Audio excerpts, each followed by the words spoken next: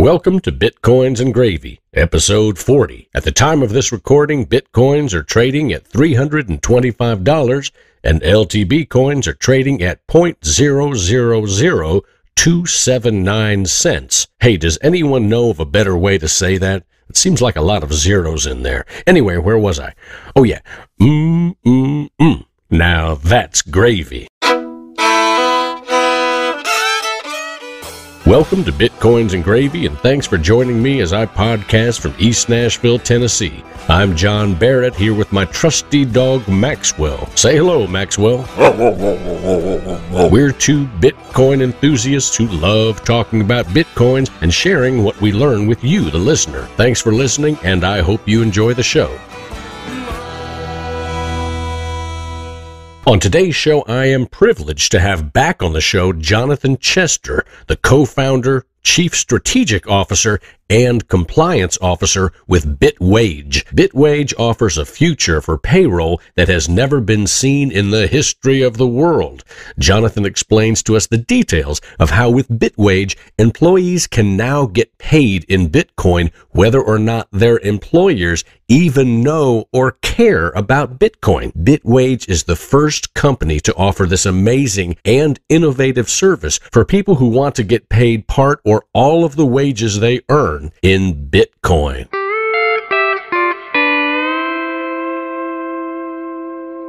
Today on the show, I welcome back Jonathan Chester, who is the CSO, that is the Chief Strategic Officer and co-founder of BitWage. BitWage, the future of payroll. Jonathan Chester, welcome back to Bitcoins and Gravy. Yeah, it's great to be back. Always love hearing your voice, John. Hey, thanks a lot, man. And let's see here. So I'm going to read something that's on your homepage of your site. It says, BitWage provides unparalleled payroll efficiency by leveraging blockchain technologies to reduce cost and increase transfer speeds. That is heavy stuff, man. Tell me more. These are just some of the benefits of doing like a full Bitcoin payroll. I'm not sure if you heard a little while back, about a couple of weeks ago, we partnered with a firm called Gochetto Financials. Yeah, I did hear that. Yeah, so they're allowing us to be able to do, the full payroll tax calculations, withholdings, all that good stuff in-house on one platform. So we'll actually be able to allow companies to do full Bitcoin payrolls, which means you don't have to pay your employees 4 days before they get their money. You can just do it at that moment. A lot of good attributes coming out because of that. Okay, so Jonathan, where do you want to start? I know you have a lot of things you want to talk about, and you have some special event, I believe, coming up this Monday. So ready, set, go. So we are releasing a new product. This is Bitcoin Payroll for the Individual. We call this BPI. And what this means is that anyone who wants to get paid in Bitcoins to receive a Bitcoin wage can do it, regardless of whether or not their employer signs up to our system. Wow. If your employer offers direct deposits, which most employers offer at this point, there's really no need to evangelize the employer anymore. They don't have to know about Bitcoin.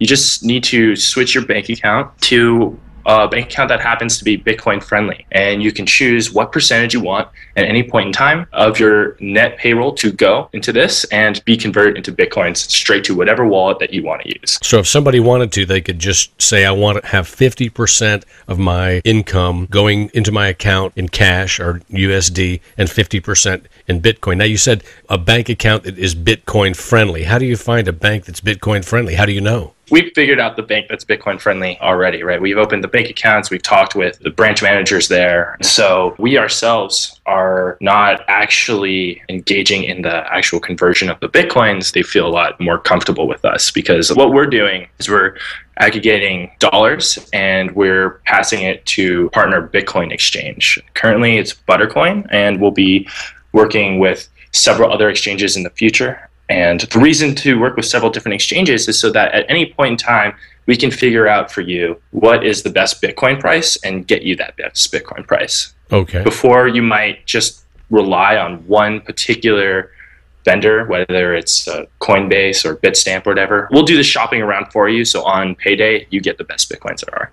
So the way it works right now is you go to your payroll provider, whether this is Zen Payroll, ADP, TriNet, there's a whole range of different payroll providers out there. Right. But a lot of them, most of them, have employee portals. So you go into the employee portal and you can put in your bank account, and usually they'll have at least 2 different slots for that, right? One for your savings account and one for your checking account.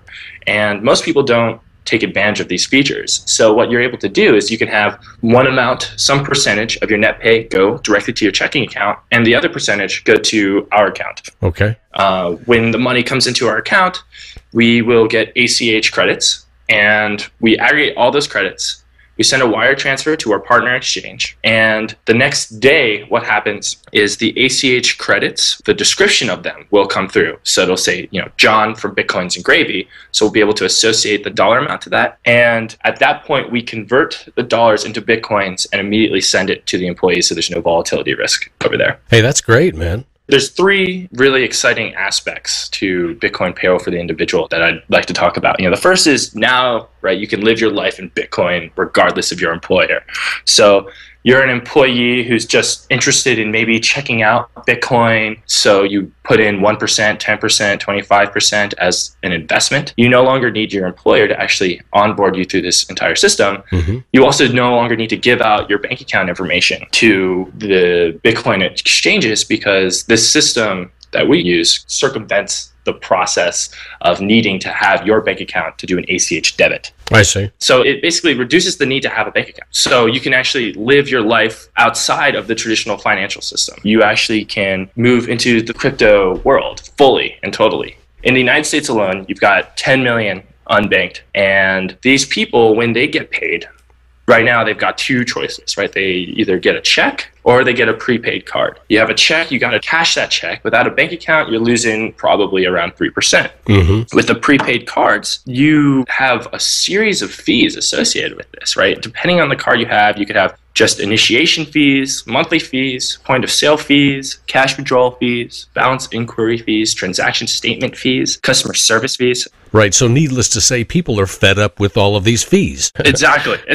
So we're creating a new way for you to get paid. It's like a new alternative for these people who are unbanked or underbanked for one reason or another. Maybe they defaulted and they're not allowed to have a bank account. Maybe they're just in an area that doesn't have any banks around. Right. Whatever it is, these people don't have bank accounts and they're getting taken advantage of for these reasons. Now, of course, the first thing that somebody's going to ask when you bring up the subject of people being taken advantage of, because we all know that in many ways we are taken advantage of it. That's the history of the world. Those people who have power, or the bankers, they take advantage of the little guy. That's just the way that it is. Why it's that way, I have no idea. I guess because power corrupts, and absolute power corrupts absolutely, right? That's a simplistic way of looking at it. But on that subject, someone's going to ask, well, wait a minute. 1%, let's say they start out like, I'm going to try this company out. I'm going to see what happens. I'm just going to do 1% right now. How do they know, or what assurance do they have that you're not going to run with their money? Obviously, if you ran with a couple of people's money, people would talk about it. It'd be all over the internet and you guys would be done. But still, we're seeing this happen. We're seeing, for instance, what was it, Bitcoin Trader? They went bust. And, I haven't gotten the full details on that. I'm still waiting for one of my inside guys to come up with some information. But in a sense, it kind of looks like they absconded with people's money. So how do you assure people that you're not going to be one of those bad players, bad actors? Right. So first of all, we're very, very transparent. We'll let you know where our Bitcoins are coming from. We can let you know the entire process from A to Z of how it all works. And at the end of the day, we are actually a transactional service. We're not holding your Bitcoins. All it is money comes in and then immediately comes out and sends you. There might be a 24-hour period for this to happen, but unlike a lot of these wallet services and these exchanges where you're holding your Bitcoins on their services for a very long time, we are just purely, a 24-hour circle to get dollars to a partner exchange to send to you. On top of that, we just entered the plug and play accelerator. So we have a little bit of backing on that side. We have investors and incubators behind us. I see. Do you want to talk about that? There's going to be a write-up on that a little bit later. Okay. But in short, we just accepted the plug and play invite so that we are now working inside of the incubator down here in Sunnyvale. Okay, and it's a nice change of pace. Let me pause you right there. So you just accepted the plug and play invite, right? I promise you, of all the listeners listening, on the last show we had over 15,000 listeners. I guarantee you there's at least 1,000 people that have no idea what plug and play invite means. Okay. So help out those 1,000 people. You're right. So plug and play is an accelerator or an incubator, kind of like Y Combinator, Okay. or 500 startups, or even Boost VC. Okay. And so what these incubators do is they get a bunch of promising startups together. They give them some amount of initial funding, and then they may also give additional funding on top of that. And they give you 3 to 5 months, sometimes longer, sometimes less. And they sit you down, they get you in front of different audiences, different corporate partnerships, different investors, and you sit down, you work in an environment with several other startups, both in Bitcoin and outside of Bitcoin. And you really get to take advantage of a communal startup environment. That kind of reminds me of a show called Shark Tank. I don't watch TV, but I've seen it at a friend's house where they take a young entrepreneur and they put them in front of a Shark Tank of investors and venture capitalists and see how they do. So the venture capitalists, the sharks, either rip them to shreds or they think that their idea has merit and they invest in them. Yeah, so think of Shark. Yeah, it's similar to Shark Tank, but it's basically Shark Tank done over and over and over again. So you have a 3-month process, and you're put in front of different types of individuals, whether it is investors, again, corporate partnerships, other startups that could work together with. And so each time you get in front of one of these people, there is a chance to build a relationship for the future. Like, for instance, integrating with another payroll provider, getting deeper relationships with one of the big banks, or talking to an investor. Right before the interview, actually, I sat in front of an investor, and the guy running the program says, pitch. And it's like, all right, let's go. Wow. And at the end of everything, what they do is they actually put you in a demo day where you're in front of 800 different investors, and you pitch and demo your product to be able to sort of spread your reach in the investor community. I see. Now, where are you all in that process? Yeah, so we just started a couple weeks ago. So we're still in the beginning of this process. And right now, they're helping us build our corporate partnership structure right now, so that in the future, you can see BitWage combining with a big name payroll provider. I can't really say names yet, but things are stewing. Nice. Yep. Well, that's exciting stuff. So you just got into the fish tank, or the shark tank rather, and you're hoping you can make it through. Like, you got to make it to this one point, and the next point, and the next point. I mean, obviously, if you're there, it sounds to me like people are already taking you seriously, and you already have a bank that you're working with, right? Are you actually working with a bank that you can name, like it's Regions Bank or First Tennessee or Bank of America? I'm not ready to announce this yet. We're working with one big bank and then 3 smaller banks at the same time. And we're talking with the smaller banks because we have a more intimate relationship with these guys. And for some of our future products that will be coming out, it would be integral to have the full backing of a bank. As I talked about in my interview with Cointelegraph, for us, a very core segment of the population, both in the United States and around the world, are the unbanked and the underbanked, right? This is why we got into Bitcoin. This is why we decided to do Bitcoin payroll, because Bitcoin payroll is the most scalable way to actually get modern financial tools to people that don't have bank accounts. And so the future products that will be coming out in the next year will be related to that. Speaking of which, one particular aspect of BPI I had not discussed yet that would be interesting to note is that of receiving international contractor payments. Okay. So what do I mean by that? So now, if you take the example of an international contractor out in the Philippines, and they want to get paid for maybe doing some graphic design work, right now, the option that you have as an employer is to send them money through the banking system or Western Union. It sort of depends on what kind of financial tools they have for receiving the payments on the other side. And at the end of it all, it's probably going to cost around $45 and 2 to 3% for the money to get from the United States to the Philippines, and that's a lot of money being lost. On average, you're looking at an 8% loss during this sort of remittance process. Wow! And with this new Bitcoin payroll for the individual, you can now have access to the Bitcoin system as the underlying protocol to move the money and have a US bank to receive the US dollar amount. So what that means is that employer wants to pay their international contractor, they pay maybe through the ACH to our bank account. And the way that works is instead of paying $45, you're paying maybe 30 cents for that ACH transaction to happen. And then we at BitWage can facilitate the movement of Bitcoin from US to the Philippines. And by the end of the year, we'll actually be able to have Filipino pesos come out on the other side as well. Wow, that's really cool. You know, it seems to me like when we interviewed, which was going back at least 6 months, Yep. we were still in a time, and I think we're still there, but we were still in a time when banks were really hesitant to have anything to do with Bitcoin. And, you know, there are many cases still where banks find out that somebody is dealing in Bitcoin, or, you know, that they have a Coinbase account or that they have any association or affiliation with anything to do with Bitcoin, and they close the person's account. It seems to me like banks are opening their minds a little bit, or maybe they are becoming less fearful. Maybe they are realizing that they can deal with Bitcoin customers and not get in trouble with the feds. What's your take on that? Why are we now seeing a little bit more of an open door policy from bankers and from banks? A lot of bankers, at least on the consumer level, they see it as less of a risk because they know who the consumer is. If they know who you are, they know that when you're receiving Bitcoins, it's not that much of a big deal, and they're starting to understand that. But that being said, a lot of wallets that are not AML, BSA, FinCEN regulated are still looked down upon.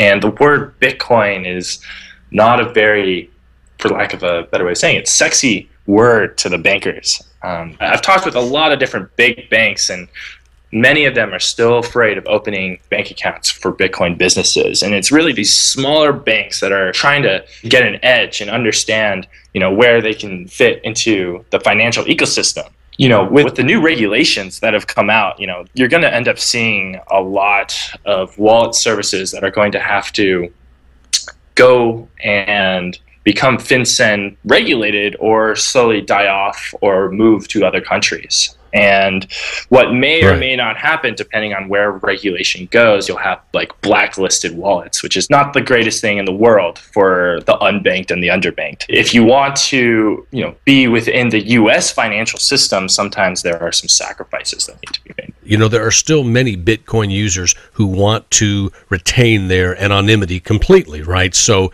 they're looking at dark wallet. They're looking at a lot of different options that are not regulated, a lot of different options that do not force them to rely on a bank, for instance. So I know when I talk to people like this, and I talk to all kinds of people in the Bitcoin world, from crypto anarchists to libertarians to people who are just ready to comply with any regulation that comes down the pike. But I do keep hearing from a certain percentage of people that they don't want to be seen. They don't want anybody to know what they're doing with Bitcoin, and they want to be as anonymous as possible. So the big thing that they keep talking about is, how can I use Bitcoin? How can I buy and sell Bitcoin through local Bitcoin or wherever, and use the on-ramps and the off-ramps effectively? Where are the off-ramps I keep hearing people talk about? In other words, I may be able to buy Bitcoin from somebody, but where do I go to actually be able to take this Bitcoin and turn it into US dollars or turn it into gold and actually use it without going through a bank, without going through Coinbase, without going through some other business? How can I use Bitcoin to my heart's content and still remain anonymous? For me personally, that's not that important. I'm not one of those people, but there are millions of people like that. What do you say to those people? Well, I was just speaking to Juan Llanos, who is one of the founders of BitReserve and the head compliance guy over there, and he's been talking with the government and understanding where regulation is going. And one thing that he told me is that in not just the United States, but the global financial standard as it is now, like in Europe, in China, in the United States, and everywhere, they actually all agree that financial transactions cannot be anonymous. So it's not just the US. And so that's a battle.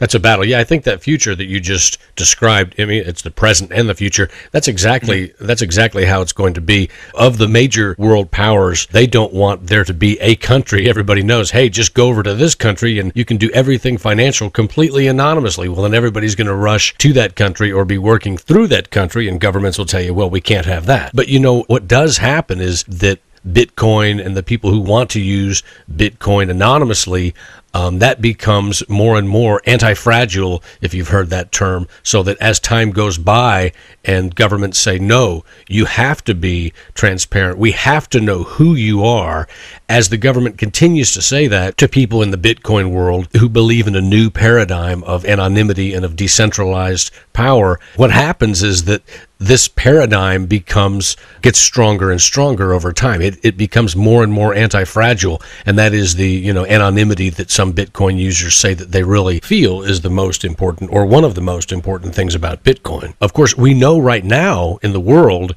as far as under-the-table transactions, something like 40% of all transactions between individuals are done under the table. So when somebody comes and somebody cuts somebody else's lawn, well, you pay Jimmy to cut your lawn, you pay him $20. Well, usually Jimmy doesn't go and report that, right? How many plumbers will work? How many carpenters will work? How many day laborers will work under the table for cash? And then when you get to the open air markets of the world, when you get to the areas where the massive bazaars and markets thrive, not even talking about Open Bazaar, which is going to be a decentralized eBay of sorts, but when you talk about still in the real world 3D people trading, we still have a massive number of people. Again, it's like 40% of the transactions are hand to hand. I'm going to give you a little bit of gold, or I'm going to trade you a little bit of this for a little bit of that. Well, you trade a sack of beans for a sack of rice. Well, what if the sack of beans, according to the current price of beans, has a greater value than the sack of rice? Well, then doesn't that person that traded, don't they have to show that difference and write that down and pay a tax on that because they got a little bit more value because the sack of beans was actually worth 10% more than the sack of rice? Those are the kinds of things that if governments could get their hands on that and make sure that they got a piece of that 10% between the sack of rice and the sack of bean transaction, they would. We know that they would, but the fact of the matter is they can't. And as time goes by, with these decentralized marketplaces that are coming up, it will become more and more difficult for governments to control that on so many different levels. So, that's what the government has to contend with. But of course, we know, just like you're saying, that it is important. It really is important for us not to just have a free-for-all in the world when it comes to money. Taxes do need to be paid. We do have to pay taxes. We're being taxed to death. It's criminal how much we're being taxed here and abroad and everywhere, but we still have to pay some taxes to, support infrastructure and all of that to be able to live in a place. So I think that what you're saying is absolutely true as far as the future. The countries or the localities or whatever that would say it's going to be a free-for-all, they're going to have sanctions leveled against them, right? And if it's a country, they're going to have embargoes and everything to make it difficult for these countries until they comply with what the world leadership says. But anyway, look, I digress, and I think we should probably get back to talking about BitWage before somebody out there gets mad at me for digressing. I have a bad habit of doing that, getting on my soapbox. So anyway, let's continue on with BitWage. You have a grand BitWage event coming up Monday, which I believe is the same day that this show is going to air, right? Correct, yeah. So at BitWage, we're releasing our Bitcoin payroll for the individual. This is a product that will allow anyone to get paid in Bitcoin regardless of their employer, whether their employer likes Bitcoin or hates Bitcoin, whether their employer is 10,000 people strong or just has 5 people, doesn't matter. You can get paid in Bitcoin. You can live a Bitcoin life. With this service, you can, if you want to, circumvent the current, or rather the traditional financial structure. And you will be able to live in a world where transactions just are faster, are easier, are cheaper, and the value of your money, in the long term actually goes up instead of down. We are the first formal Bitcoin payroll service. We've been doing payroll since July. We have customers such as Coinsider and ChangeTip running payrolls through our system. And actually what we've developed is a zero-click Bitcoin payroll system, right? So if the employer actually wants to offer Bitcoins to their employees, they do not have to press a single button. They don't even have to know about Bitcoin. So you have, let's say, a bunch of employees who want to be paid in Bitcoin, and sure, maybe they'll use our BPI service, but eventually maybe they want their employer to offer it as a benefit to maybe help the employer recruit other, smart, future-looking individuals that are interested in the Bitcoin space. The employer doesn't need to know anything about Bitcoin. It's so simple that they don't have to press a single button. Once they get onboarded, it becomes totally employee-driven, which is sort of been able to help us mold our BPI product on top of that. Okay. A couple cool things to add on top of that. Straight from our system, you'll actually be able to file your capital gains through our partnership with Good Shadow Financials. We will be able to, straight from the place where you get your payrolls, you press a single button. It allows you to make your capital gains form and then press another button and we'll file it for you. So just nice, simple, and easy one-stop shop for all your Bitcoin needs. Now, what is the company that's helping you do that? Good Shadow Financials is our partner institution. They're small tax accounting and payroll firm over in New York. GOCHETO Financials. Okay, so what else, man? Some of the more exciting things that we're coming out with right by the end of the year, we'll have fully transparent US to Filipino peso payments. And so, you can either take advantage of this as an employer and onboard the system to pay Filipino employees very easily, or as just a contractor in the Philippines to be able to accept it at any point in time. Much cheaper, much faster, much easier. And in early 2015, we will be expanding these services to other countries. And we've got 5 or 6 countries on the list to come out very shortly. How did you decide to start with the Philippines? Actually, the way we started with that is we had a couple customers who were interested in doing that. They came to us and said, hey, we'd like to pay our Filipino contractors. And so we decided to start moving on that. And if you look at the 4 biggest countries for remittances, you have Mexico, you have India, you have Brazil. China. Mm-hmm. Oh, and you have Philippines. Isn't China in there too? China might be in there as well. But the number 4 biggest remittance is the Philippines. I think in the Philippines there are a high percentage of people that are into Bitcoin, if I'm not mistaken. Yes, there are. You can actually have banks over there that will do conversions for that. The question is, how do you create a system that can reach as many Filipinos as possible? Because although there are a lot of banks that will do the conversions, there are not a lot of banked people in the Philippines. And so it's just a matter of how do you actually reach these people. The people in the Philippines, because the economy is so difficult at times in certain areas, in much of the Philippines, the people there are so incredibly business savvy, and they really know how to take a very small amount of something and turn it into what they need. They're very good at trading. So I think the Filipino people have taken to Bitcoin very readily because they are smart enough to see the value of it. And this is going to sound horrible. This is going to sound horribly prejudiced, but, when I get on customer service, with whatever company that I need to yell at because they're trying to screw me, whether it's, one of these big companies, I won't even mention them, Verizon or something, for instance, I always say a little prayer, as the phone is ringing or as I'm on hold. Dear Lord, please let me get a Filipino. I know that sounds horrible because my experience just over the past 2 years has been that I'm going to get better customer service now from the Philippines than I'm going to get from the United States. I'm also not going to get any attitude, and if I need to do a little bit of yelling, I always tell them, hey, I'm not yelling at you, I'm yelling through you at your company, but you're the only one that's here to, your company won't hear me, the big wigs at the top, the CEOs aren't going to hear me, so please accept my yelling at you just for a few minutes, and please don't take it personally. And they're very nice. They say, oh, no problem at all, please feel free to yell at us, whereas your average American, they're going to pull some kind of an attitude, like, sir, I'm going to have to get my supervisor if you continue to talk to me in this way. It's like, come on, lady, I have the right to yell at somebody, don't I? You're screwing me here.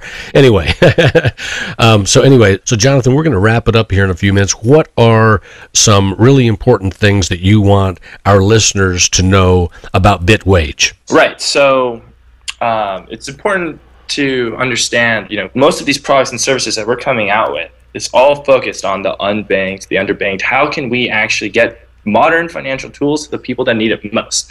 And so you'll be seeing a lot of interesting tools out there that will be bringing these automatic savings and budgeting and investing tools coming out, some real-time payroll type aspects, and some international payroll type aspects being built into our system as we grow. But for now, one thing to know is that we've got the easiest Bitcoin payroll system, zero-click Bitcoin payrolls for the employer, totally employee-driven.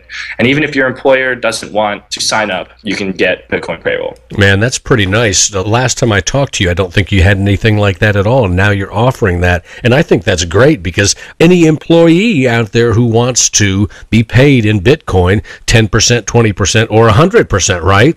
Mm-hmm. They can get paid now in Bitcoin, as long as, I think the caveat is that they're being paid through a payroll company, right? Right. So we are working on the solution where we can actually accept checks and pay out. Oh, wow. The main issue there is if we're not vetting out the employer to know that the employer themselves are legitimate, we need to, because of these new regulations, we still need to, I guess, receive money from a FinCEN registered entity. When we receive checks, there's just going to have to be a different process for the employees who want Bitcoins and for us to receive checks for them. I see. But it's coming out. We're working on it. And it's an important market to look to because, again, we're trying to figure out how to bring modern financial tools to the people that need it most. And a lot of those people accept checks right now. And so we want to be able to give these people an alternative to having to get their check and lose 3% to the check cashing agency. Yeah, I think that's really important. I think that's great that you're offering that. And, I love to hear about any project that is helping the unbanked, any project that is helping people who just do not have access to the financial systems that we all have access to today. I would love to hear that BitWage at some point down the road, I think it's going to take a little while, but I would love to hear that you all are helping in the battle against these check cashing places that have spread across the country like syphilis in a platoon or something, because really, this predatory lending, you drive down Gallatin Road here in East Nashville and people tend to think, oh, this road is kind of scummy. You've got these kind of scummy businesses and you've got the check cashing businesses. They're probably fly-by-night businesses owned by, guys that wear turbans or something. The people have these weird paranoid thoughts in mind. It's like, no. Well, you find out, you look it up. Oh, these are owned by Wells Fargo. This particular brand or branch is owned by Bank of America. And you find out that these big banks are owning these small check cashing places, this predatory lending. So we can really say that from the top down, there's this predatory lending going on in the United States. And it sounds to me like BitWage is something that could really help that and help employees out. Yeah, I mean, that's the goal. The goal is to at least make a dent in the check cashing and payday loan industry. We're trying to create systems where essentially people who don't have banks, can't have banks, don't want banks, can still have these modern financial tools that a lot of people have. And the trick is to figure out how can you make it totally transparent, right? How do you make it so that these unbanked people actually get use of these tools and don't know what's going on underneath? These check cashing industries and payday loan industries, they really take advantage of the unbanked. And our goal here is to give the unbanked and underbanked the modern financial tools to be able to not have to be taken advantage of anymore. Mm-hmm. The real question is, how do we make this totally transparent?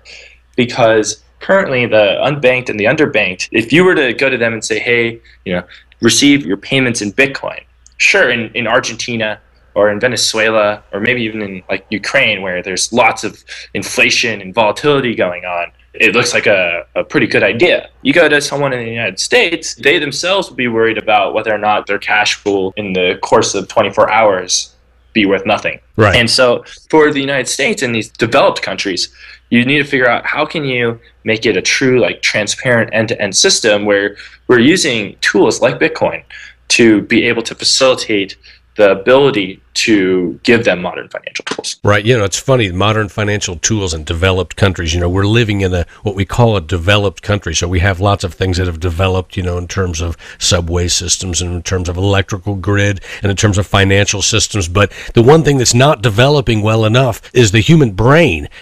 In these developed countries, it seems like the human brains are underdeveloped, for some reason. And it seems like it's almost going in the opposite direction, where you talk to people, you talk to young people, and sometimes it's not that they don't have a well-formed opinion about something, it's that they don't have any opinion about something. When I talk to people, sometimes it scares me. If I talk to middle-aged or older people, they always have an opinion. But sometimes young people, it's as if their brains have not developed fully, and actually, in terms of physiology of it, their brains actually do not fully develop until they're in their 30s. But still, I think there was a time when young people certainly had strong opinions, maybe even just going back to the 60s and 70s. And now it seems to me like we have a deficit of developed minds here and opinions. But, maybe that's just because I'm a middle-aged guy and I just see things that way. I remember years ago reading a book that was written by a writer in ancient Greece. And this writer was saying the same thing. These damn kids these days. And I think that's hilarious. The whole book was about how he felt like, ancient Greece was falling apart because kids had no respect for their elders and all these other things. So, hey, we're always going to say that thing generation after generation. And I guess there's no stopping that. But again, I digress. But Jonathan Chester, man, it has been great talking with you. And I think that we're going to have to do this thing at least a couple times a year, maybe once every 6 months. We'll get back with you about BitWage again, right? And find out what other progress you've made and in the Bitcoin world. And I'm sure that you guys are going to continue to succeed as you are succeeding. This is exciting stuff. Yeah, like I said before, I love hearing your voice, John. So I'm definitely excited to come back and let you in on all the different developments I will be having over the next few months. And trust me, there will be some very exciting ones coming soon. Man, that's great stuff. So one more thing. Can you tell our listeners how they can find you? Oh, yeah. So the two best ways to get in contact with us is either bitwage.co, and you can sign up on the site. You can go to the chat window and send a chat, or you can email us through the various contact forms. Also, go and follow us on Twitter. It's just twitter.com/bitwage, and we'll be keeping you up with all the most up-to-date knowledge there is on the front of BitWage and how we're helping the unbanked. All right, how we're helping the unbanked. We've been listening to Jonathan Chester, the co-founder and Chief Strategic Officer for BitWage. BitWage, the future of payroll. Jonathan, thank you so much once again for being on Bitcoins and Gravy. Yeah, thank you, John, and thank you, everyone, on Bitcoins and Gravy for having me. Oh, that was great, man. Hey, and say hello to Sunnyvale, California for us, will you? Oh, yeah. I'll be enjoying the sun for quite a bit. Enjoying the sun in Sunnyvale. All right. Hey, Jonathan, thanks so much, man. All right. Thank you. Bye-bye.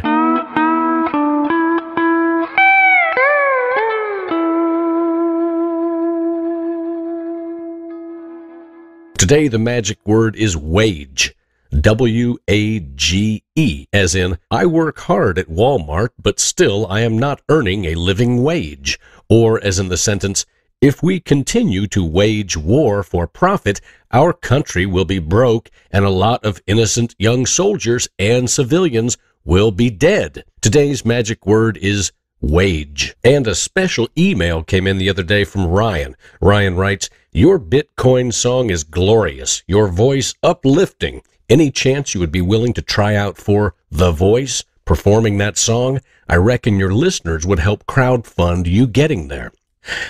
Well, Ryan, thank you very much for such a huge compliment. Sincerely, thank you. But somehow I don't see the judges on that show appreciating Ode to Satoshi very much. Maybe I'm wrong. It's just my take on it. But anyway, I actually watched that show last year when I was back home in Indiana visiting family, and I admit that it would be fun to be a part of that The Voice insanity, but actually, I would much rather have people crowdfund a beach vacation for me. I've always wanted to go to Belize. I've also always wanted to go to Hawaii, so that would probably be my first choice if anyone's going to crowdfund anything for me. Anyway, Ryan, thanks again for a great compliment, and thanks for listening to Bitcoins and Gravy. Now climb aboard, y'all. This train is bound for glory, and there's plenty of room for all. Well, Satoshi Nakamoto, that's a name I love to say. And we don't know much about him, but he came to save the day. When he wrote about the way things are and the way things ought to be, he gave us all a protocol this world had never seen. Oh, Bitcoin, as you're going into the old blockchain. Oh, Bitcoin, I know you're going to reign till everybody knows, till everybody knows your name. Down the road told about the death of old Mount Gox, about traders trading altar coins and miners mining blocks. But them good old boys back in Illinois and on down through Tennessee, see, they don't care to be a millionaire, they're just wanting to be free. Oh, Bitcoin, as you're going into the old blockchain. Oh, Bitcoin, I know you're going to reign, till everybody knows, till everybody knows your name.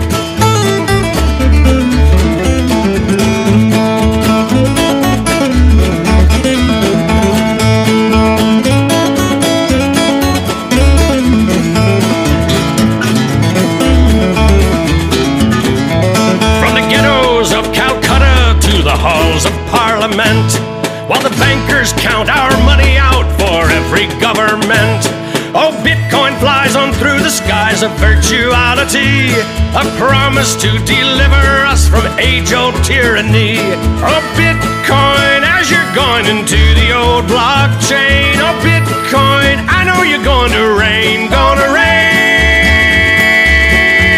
till everybody knows, till everybody knows your name. Till everybody knows, till everybody knows your. Give me some exposure. Everybody knows your name. Sing it. Oh Lord, pass me some more. Oh Lord, before I have to go. Oh Lord, pass me some more. Oh Lord, before I have to go.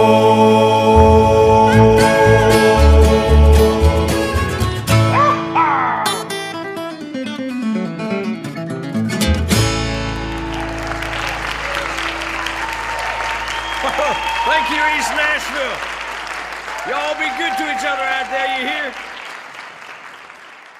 So I was out in California recently visiting family, and I came across an article in the San Francisco Chronicle in their business report section. Is that what it's called? Let's see here. Business report, yes. Title of the article is Double Dip Apple Pay Error Hits B of A Users. B of A is Bank of America.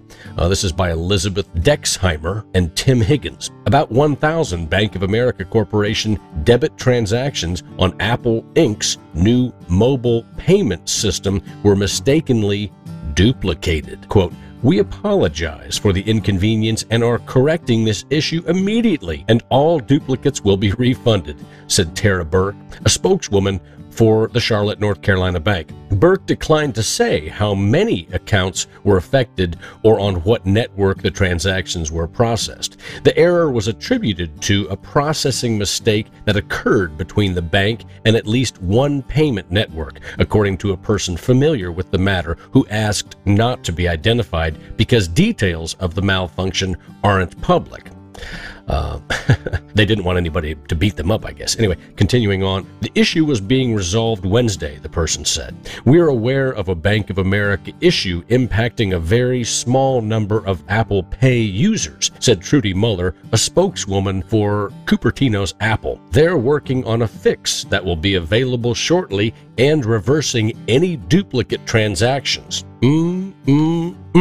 Now that's crazy. And you know what it reminds me of? The old double spend, right? Now, wasn't that problem solved when Bitcoin came along and blockchain technology, the double spend? But now, wait a minute. Apple's having a problem with the double spend? Apple, what's going on? Why don't you use blockchain technology? It's a public ledger. It's a decentralized... never mind. I got two words to say. Apple schmapple. Oh, by the way, my brother and I did a test between the Galaxy S5, my current phone, and his iPhone, and we agree, and the other people we were with agree, that the Galaxy S5 compared to the new iPhone, the Galaxy S5 has a better camera. It has a better video camera, and it has a better regular camera. So that is something to think about when you're trying to decide which phone to buy next. John Barrett, that's me with Bitcoins and Gravy, highly recommends the Galaxy S5 as a superior phone to the iPhone. And no, they are not paying me to say that. You know, I really should take a minute to say that I do this show on a volunteer basis. I get a little bit of tips, and it does help to keep coffee in the kettle. But I would love to have sponsors for the show. I would love to have a few advertisers on the show. So if you're a Bitcoin startup, if you're a small business, or if you're, the guys that make the Galaxy S5, I would love to have you as a sponsor on the show. I would love to have you advertise a 30-second or a 60-second spot. I can create those spots for you. I can read your copy if you'd like for me to, or you can create your own ad in your own studio and send that my way. Consider that I have between 8 to 15,000 listeners each week, and that's a conservative estimate. So something to think about. It would benefit you as far as your business getting the word out there, and it would also benefit me because then I would be able to take that vacation to Belize or Hawaii that I'm desperately in need of. So if you're looking for an easy way to get a hold of me, just email me at howdy@bitcoinsandgravy.com. That's howdy like howdy at bitcoinsandgravy.com.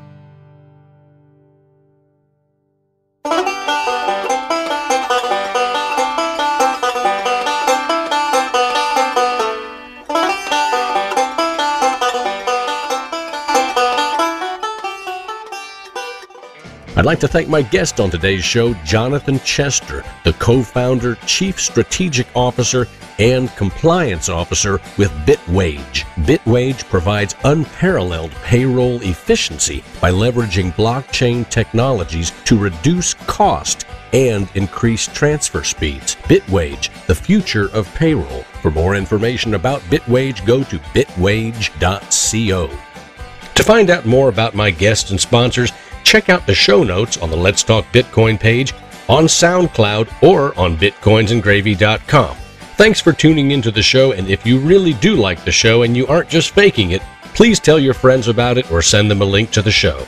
And remember the Bitcoins and Gravy hotline. Have you ever wanted to be a podcaster? Then call Bitcoins and Gravy at 615-208-5198 and leave a message with your comments, questions, or complaints. This is your chance to give me a piece of your mind and tell me what you really think about the show. And if you give me your permission, I will put your call-in comments on the show.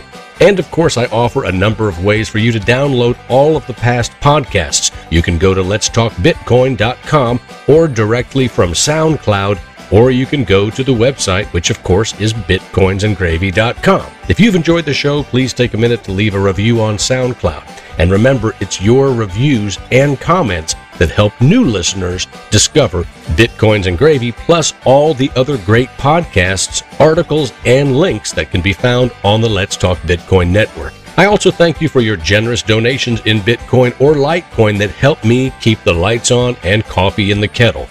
Signing off now from East Nashville, Tennessee, I'm your host, John Barrett, with my trusty companion, Maxwell. Say goodbye, Maxwell. Wishing you all a great week. You all be good to each other out there now, and remember, the only thing necessary for the triumph of evil is for good men and women to do nothing. I have a friend who has a small Bitcoin business, and she's very concerned about Apple Pay. She's worried that Apple Pay will bite into Bitcoin. I'm not concerned at all. I think Apple Pay is fantastic. I think Apple Pay is going to lead the way in familiarizing people with the concept of digital wallets, and is going to pioneer and then fuel the deployment of critical infrastructure technologies like NFC and point of sale, technologies that Bitcoin can use to deliver a far superior, frictionless, decentralized, bank-free experience without all of the legacy problems of the banking system. Apple Pay takes all of the legacy problems and then adds a layer of, will you accept these terms and conditions from iTunes attitude to it.